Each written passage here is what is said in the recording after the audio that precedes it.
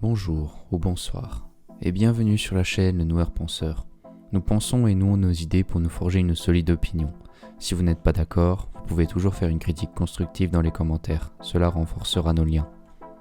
Et aujourd'hui, nous allons nous attaquer à un sujet assez complexe, qui est de savoir s'il y a des preuves de l'existence ou de l'inexistence de Dieu. Pour cela, nous allons étudier 4 parties. Les différentes croyances, le point de vue scientifique sur la chose, le point de vue logique et méthodologique, ainsi que le point de vue personnel. Avant de commencer cette vidéo, je tiens à préciser que, tout simplement, c'est la première. Donc, je vais vous demander d'être indulgent dans les commentaires et de respecter le point de vue de chacun, croyant comme non-croyant. Cette vidéo ne vous guidera pas vers une croyance ou une non-croyance. Je ne tente en aucun point à vous influencer, mais de simplement vous citer les différents points de vue, les différentes croyances et non-croyances sur le sujet. Cela étant dit, je pense que nous pouvons commencer.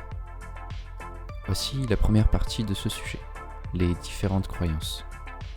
Tout d'abord, qu'est-ce que croire ?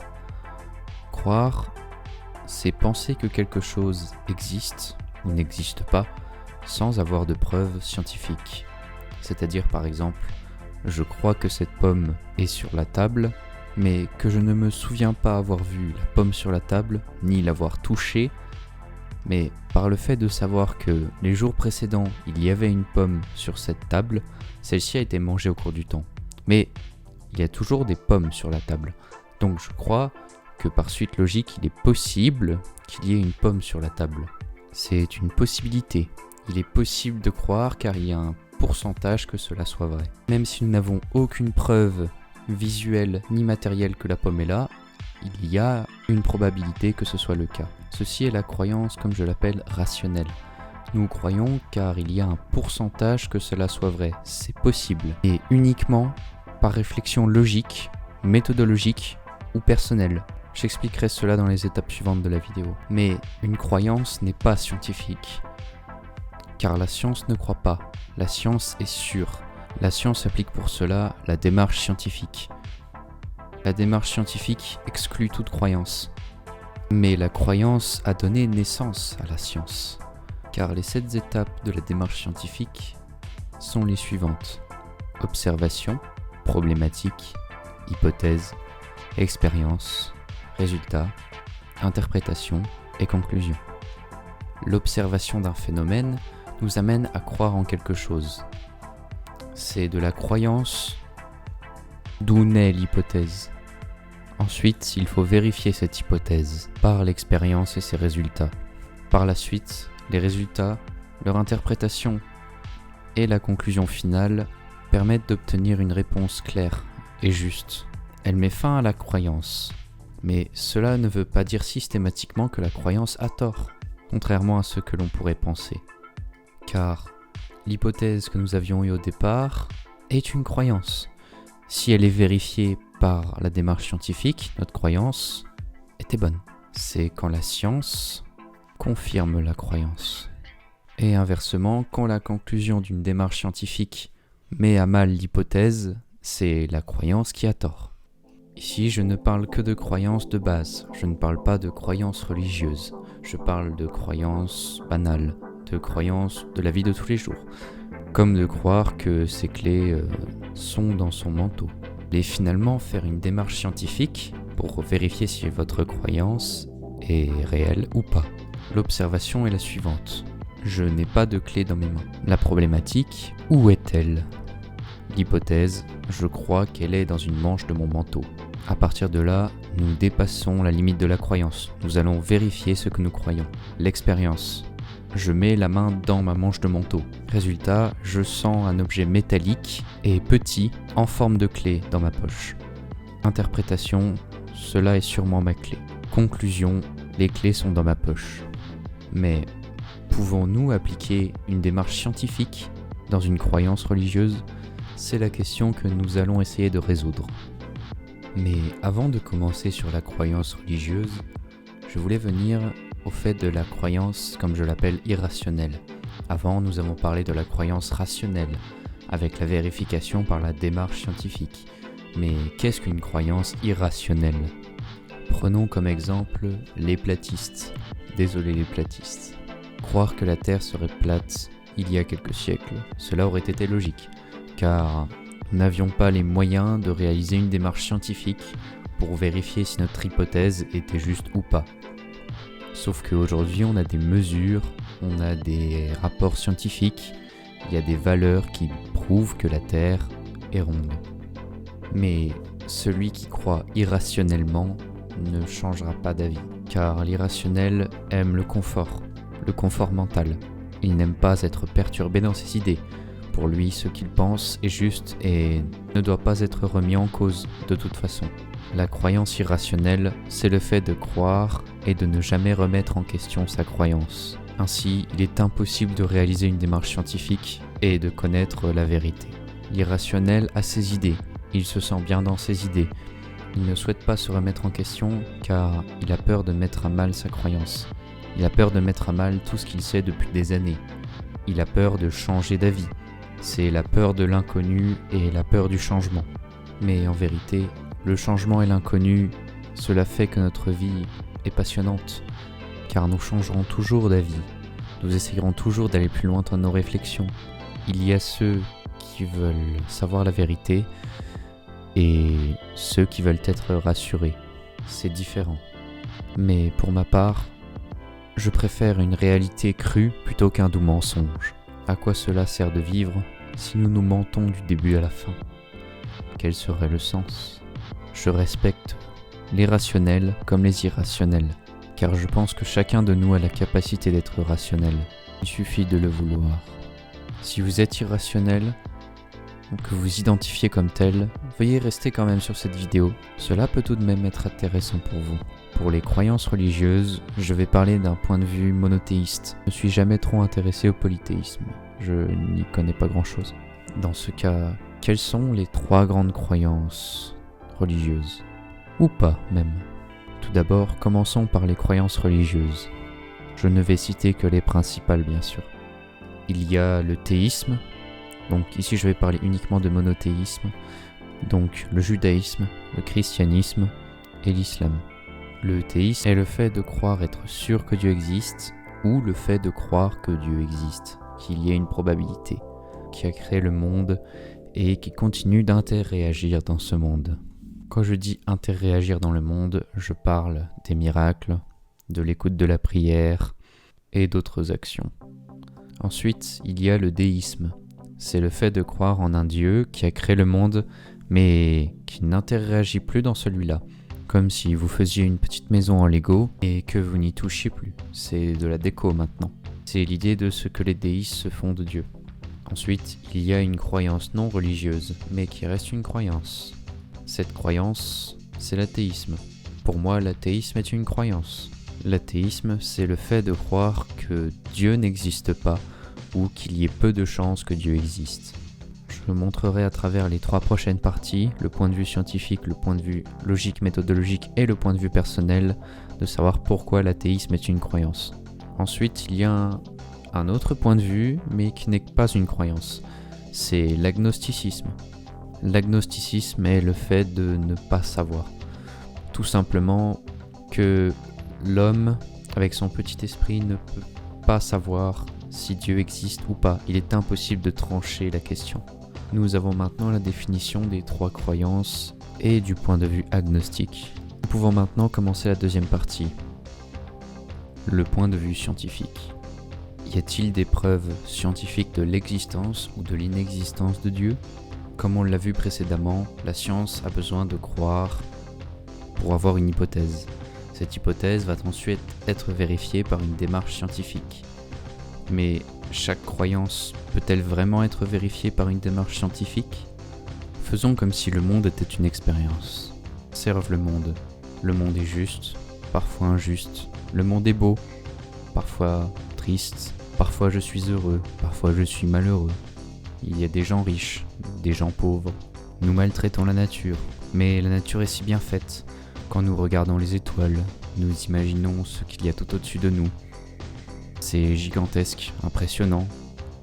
On se dit que l'on n'est rien finalement. Nous ne sommes que des mortels, nous sommes petits, nous ne changerons pas le monde entier. Cela nous pose une grande problématique. Pourquoi sommes-nous ici ? Pourquoi existons-nous ? Pourquoi le monde existe ? Hypothèse pour les non-croyants, tout cela n'est que de la chance. Tout cela n'a été qu'une succession d'actions aléatoires qui ont permis d'avoir le monde que l'on connaît aujourd'hui. Pour les croyants, c'est une création. Mais qui a raison finalement ? Mettons-nous à la place d'un non-croyant et par la suite, nous nous mettrons à la place d'un croyant. Le non-croyant pense que tout ce qui est ici, tout ce qui existe, n'a été qu'une succession aléatoire de choses, que tout est arrivé finalement par chance, qu'il y ait eu la vie, qu'il y ait eu des constantes comme la vitesse de la lumière ou d'autres constantes, cela n'est que de l'aléatoire. Les atomes, les quarks, tout cela n'est qu'apparu avec chance. Tout cela n'est qu'une combinaison d'événements aléatoires qui se sont répétés. Mais cela n'est pas si absurde finalement. Pourquoi le monde a pris autant de temps à arriver ? C'est que parce que finalement, si l'on prend la théorie du non-croyant, c'est que la chance ne fait pas toujours les choses correctement. La chance ne fait pas les choses parfaitement. C'est au bout de plusieurs essais qu'elle devient parfaite. Cela pourrait être crédible, mais une question reste en suspens. Qui a démarré cette machine de l'aléatoire ? Qu'est-ce qui a fait que l'aléatoire existe ? Y a-t-il eu une infinité de choses aléatoires avant qui fait qu'il n'y a pas de créateur, il n'y a rien ? Juste une infinité d'actions qui se répètent, mais il y a forcément un départ. Mais non, si nous imaginons que tout cela n'était qu'une succession de choses infinies, il n'y a pas de départ zéro. Comme si toutes les actions qui se répétaient à l'infini n'étaient comme un tort finalement. C'est-à-dire que il n'y a pas de point de départ, il n'y a pas de fin de segment. Cela est très difficile à imaginer de notre point de vue. Après, il y a la théorie du croyant. La théorie du croyant, il faut la prendre avec des pincettes. Car s'il y a un Dieu qui existe, d'accord, certes, il y a eu des livres religieux qui sont arrivés. Mais attention, il y a beaucoup de paraboles. Beaucoup de choses ne sont que des interprétations. Il ne faut donc pas tout prendre au premier degré, au risque que si la science démontre le contraire avec une démarche scientifique, la croyance tombe à l'eau. Comme par exemple la création en 6 jours par Dieu. Et il est dit que le 7e jour, il se reposa après sa création. Et depuis que la théorie de l'évolution est apparue, et après que cette théorie ait démontré que finalement les espèces et l'homme ont évolué dans le temps, avec un délai bien supérieur à 6 jours, beaucoup de croyants ont perdu leur foi. Je pense que cela est à cause du fait que nous prenons souvent les paraboles au premier sens, qui nous dit que finalement, l'histoire de la création du monde en 6 jours et du repos le 7e jour ne serait qu'une parabole pour dire aux hommes de travailler 6 jours et de se reposer le jour d'après. Et il ne faut pas oublier que les textes religieux ont passé beaucoup de mains et de siècles. Il faut donc faire extrêmement attention à ce qui est écrit. Il faut étudier l'époque et à quel contexte cela a été écrit.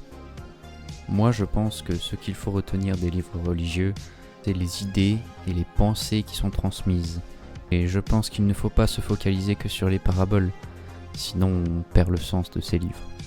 Regardez par exemple l'interprétation d'un psaume de l'Ancien Testament, psaume 93.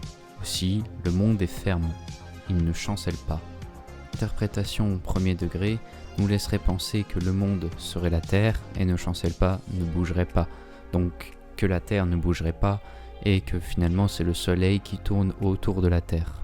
Mais dans l'Ancien Testament, il n'a jamais été dit que l'inverse était impossible. Si on interprète ce psaume que nous venons de lire au premier degré, ça reste une vision géocentrique du monde, c'est-à-dire le soleil qui tourne autour de la terre. Mais ensuite, il y a une autre vision, la vision héliocentrique, celle qui dit que, finalement, c'est la terre qui tourne autour du soleil. Les deux visions sont justes, c'est simplement le point de vue qui diffère. Il y a également un nouveau point de vue qui a été découvert. C'est le modèle hélicoïdal. Le modèle hélicoïdal nous montre notre système solaire en dehors de son point de vue fixe. C'est-à-dire que finalement, de notre point de vue, c'est le soleil qui tourne autour de nous. Du point de vue du soleil, c'est nous qui tournons autour de lui. Et que le système solaire entier, finalement, s'élance dans une course. Sans oublier que nous sommes dans la Voie lactée et que la Voie lactée aussi a ses mouvements. Sans oublier aussi que l'ensemble des galaxies a aussi un mouvement. Et bien sûr, sans compter l'expansion de l'univers, sinon c'est trop. Donc, si l'on essaye de faire la réalité de tous les points de vue du mouvement de la Terre, ce serait beaucoup trop complexe à imaginer. C'est pour ça que l'on simplifie en point de vue. Le géocentrisme n'est pas faux, l'héliocentrisme n'est pas faux, les autres points de vue ne sont pas faux non plus. Mais ce qui est faux, c'est de prendre les paraboles au premier degré. Cela ne nous amène qu'à un refus de la science et de croire qu'une religion dit certaines choses alors qu'en vérité ce n'est qu'une interprétation. Alors, certes, on peut débattre sur la véracité d'un propos religieux qui a été interprété au premier degré. Comme on l'a vu précédemment, la théorie du géocentrisme et de la création en 6 jours. On peut largement douter des faits interprétés, mais ignorons les interprétations. Y a-t-il une preuve de l'existence ou de l'inexistence de Dieu scientifiquement ? Comme je l'ai dit au début de cette partie, le point de vue non-croyant opte pour une succession aléatoire d'actions qui ont formé notre monde sans départ précis. Car si un non-croyant pense qu'il y a eu un point de départ, c'est un peu compliqué. Vous connaissez sûrement la théorie du Big Bang. Et si nous partons comme cela, qu'est-ce qu'il y a eu avant le Big Bang ? Il y a la théorie des cordes. Bon, vous pouvez aller vous renseigner si ça vous intéresse. Mais il y a sûrement eu encore autre chose derrière, puis encore autre chose, puis autre chose, et autre chose, et autre chose, et autre chose. Du coup, ce qui fait que si tout est une infinité de choses aléatoires, comme un tore, comme je l'ai expliqué avant, il serait impossible de vérifier si c'est infini ou pas. Parce que nous n'aurions jamais le temps de savoir si vraiment il y a eu un départ à l'univers. Et nous restons dans un cadre spatio-temporel, donc avec du temps et de l'espace, qui fait qu'il est impossible de voir en dehors du support le temps et l'espace qui nous fait vivre finalement. Donc nous ne saurons jamais si tout cela n'est qu'une infinité. Donc cela pourrait très bien avoir un départ. Si nous essayons de prendre la théorie des croyants sans les interprétations au premier degré de certains textes, tout en y incluant un peu de science, nous ne savons pas vraiment ce qu'il y a derrière le Big Bang. Nous pensons qu'il y a quelque chose. Pour les non-croyants, il y a une infinité, mais nous ne pouvons pas le prouver car nous n'avons pas les moyens d'avoir le recul pour examiner le support sur lequel nous vivons, l'espace et le temps. Alors imaginons que Dieu ait créé le monde. C'est l'instant zéro. Nous ne savons pas comment ni pourquoi Dieu est là, on dit qu'il est nécessaire. Il est là parce qu'il est là, ça ne s'explique pas. C'est comme ça, c'est le point zéro. Que si l'on essaye d'expliquer ce qu'il y a avant le point zéro, c'est impossible. Ce n'est pas quelque chose de contingent. Quelque chose qui est contingent, c'est quelque chose qui est conséquentiel. C'est parce qu'il y a eu un effet à sa cause. Par exemple, je m'habille parce qu'il fait froid, ou la Terre a été créée avec un agglutinement de météorites, la base de la Terre. Et justement, nous partons du principe scientifique que la Terre a été créée de météorites, que les météorites ont été créées de poussière, et que c'est l'explosion qui a créé le Big Bang qui a justement libéré des éléments qui se sont transformés par la suite, en arrivant ainsi à de la poussière, qui a avec le temps et avec les réactions évolué en d'autres éléments, arrivé finalement et lentement au monde que l'on connaît aujourd'hui. Et partons du principe que Dieu a créé l'univers, non pas en 6 jours, mais que Dieu l'a simplement créé. Parce que de toute manière, nous ne pouvons pas prouver qu'il n'y a pas de point zéro. Pourrions-nous prouver que Dieu a vraiment créé l'univers ? Vous vous doutez bien qu'on ne peut pas le prouver ainsi, il n'y a pas de preuve scientifique pour l'instant que Dieu ait créé l'univers. Et il y a des choses qui nous laissent penser que c'est possible. Et il y a un argument que donnent beaucoup de scientifiques. Non pas un argument scientifique, mais un argument venant des scientifiques. Pour eux, le monde est tellement bien fait, le monde est si parfait, les constantes sont si bien réglées que ça ne peut pas être de la chance. C'est calculé d'avance. Un argument de Louis Pasteur, peu de science éloigne de Dieu, beaucoup en rapproche. Citation de Albert Einstein, le hasard, c'est Dieu qui se promène incognito. C'est-à-dire que, d'après eux, qui ont tout de même un bon bagage scientifique, Ils croient en Dieu parce que tout ce qu'ils voient, c'est tellement incroyable, c'est tellement gigantesque qu'ils se disent que ce n'est pas possible que ce soit la chance qui les fait. C'est trop impressionnant pour nous. Si une constante serait changée d'un centième ou d'un millième, le monde entier s'effondrerait. L'harmonie est si parfaite qu'il y a une raison logique de croire. Ici, c'est une croyance religieuse rationnelle. Mais scientifiquement, il n'y aura jamais aucune preuve de l'existence ou de l'inexistence de Dieu, tout simplement parce que nous ne pouvons pas vérifier si l'infini existe et si le point zéro existe, car le point zéro est en dehors de celui dans lequel nous vivons. Vu que durant les dernières minutes de cette partie, j'ai aussi abordé le point de vue logique et méthodologique, car on a dépassé la limite de la réflexion scientifique, nous allons passer directement au point de vue personnel. Le point de vue personnel. Ici, je ne donne pas une définition du point de vue personnel, j'essaye simplement d'expliquer ce que reflète ma partie. Le but de cette partie n'est pas de mettre la réflexion en avant, mais de penser avec vos sentiments et votre instinct, sans pour autant jeter votre réflexion. Il est important de réfléchir, mais pour cette partie, il est mieux de penser avec vos sentiments et votre instinct. Le point de vue personnel est un point de vue qui diffère de chacun. Le point de vue personnel ne s'explique pas forcément. Il ne se vit qu'en vous. Il est impossible de faire ressentir aux autres ce que vous avez vécu, ou ce que vous vivez.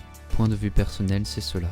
Ce sont vos émotions, vos instincts, et vos perceptions et vos expériences. Je vais donc poser des questions, et si vous le souhaitez, vous pouvez réfléchir pour vous-même dans votre tête. Cela peut vous avancer un questionnement. Cela vous permettra peut-être de vous forger une nouvelle opinion. Commençons. Croyez-vous en Dieu ? Avez-vous déjà cru en Dieu ? Si vous croyez en Dieu, vous le faites pour vous ou pour les autres ? Ne croyez-vous pas en Dieu pour vous ou pour les autres ? Pour vous, est-il possible que Dieu existe scientifiquement ? Si cela est impossible, pourquoi ? Si cela est possible, pourquoi ? Le monde est-il parfait ? Le monde est-il imparfait ? Le bien existerait-il sans le mal et inversement ? Quelle est votre religion ? Pensez-vous que c'est la bonne ? L'avez-vous déjà remise en question ? Vous pensez rationnel ou irrationnel ? Dans tous les cas, pensons. C'était le Noueur Penseur. J'espère que cette vidéo vous aura plu et n'hésitez pas à laisser un commentaire pour rédiger votre avis sur le sujet. N'hésitez pas à liker la vidéo si cela vous a plu ou à disliker si cela ne vous a pas plu. Et si vous le souhaitez, bien sûr, vous pouvez partager la vidéo, cela aiderait à me faire connaître. Devenons des noueurs, pensons.